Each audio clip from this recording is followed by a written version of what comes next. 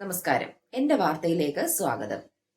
ഇസ്രയേലിനെതിരെയും ഇറാനൊപ്പവും അണിനിരന്ന രാജ്യങ്ങൾ. പശ്ചിമേഷ്യയിലെ Iran Israel യുദ്ധം ആരംഭിച്ചതിന്റെ പശ്ചാത്തലത്തിലാണ് രാജ്യങ്ങളുടെ ഈ ചേരിതിരിവ്. ഇസ്രയേൽ നടത്തിയ വൻ ആക്രമണത്തിന് തിരിച്ചടിയായി 100-ലേറെ ഡ്രോണുകളും ബാലിസ്റ്റിക് മിസൈലുകളുമായി ഇറാൻ ഇസ്രയേലിനെ തിരിച്ചടിച്ചു. ഇറാൻ ആണവ കരാറുകളിൽ നിന്നെല്ലാം പിന്മാറി. ഇതെല്ലാം വലിയ യുദ്ധത്തിലേക്കാണ് ലോകത്തെ നയിക്കുന്നത്. 1970 മുതൽ നിലവിൽ വന്ന നിയമത്തിൽ നിന്നാണ് ഇറാൻ ഇപ്പോൾ പിന്മാറിയിരിക്കുന്നത്. ജൂൺ 13 പുലർച്ചെ 3:30 തുടങ്ങിയ അതിശക്തമായ യുദ്ധമാണ് ഇസ്രായേൽ ഇറാന് മേലെ അഴിച്ചുവിട്ടിരിക്കുന്നത്. റൈസിംഗ് ലയൺ എന്ന അതിശക്തമായ ഒരു പ്രഹരമാണ് ഇസ്രായേൽ ഇറാന് നേരെ പ്രയോഗിച്ചത്.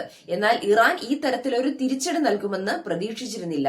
കാരണം ഇസ്രായേലിനോടൊപ്പം അമേരിക്ക പോലെയുള്ള അതിശക്തമായ ഒരു സഖ്യകക്ഷിയാണുള്ളത്. ഇറാൻ വികസിപ്പിക്കാൻ ഉദ്ദേശിച്ചിരിക്കുന്ന ന്യൂക്ലിയർ വെപ്പൺസ് തടയുക എന്നത് ഇസ്രായേലിനെ സംബന്ധിച്ച് അനിവാര്യമായ ഒരു വസ്തുതയാണ്. ഇറാനിലും അതിശക്തമായ ദുരന്തങ്ങൾ സംഭവിച്ചേക്കാം. എന്നാൽ പാകിസ്ഥാൻ ഉൾപ്പെടെയുള്ള രാജ്യങ്ങൾ ഇസ്രായേലിനെ നേരിട്ടാൽ കാര്യങ്ങൾ കൂടുതൽ സങ്കീർണമാകും. ഒരു 3ാം ലോക മഹായുദ്ധത്തിലേക്കായിരിക്കും ഇത് വഴിതെളിക്കുന്നത്.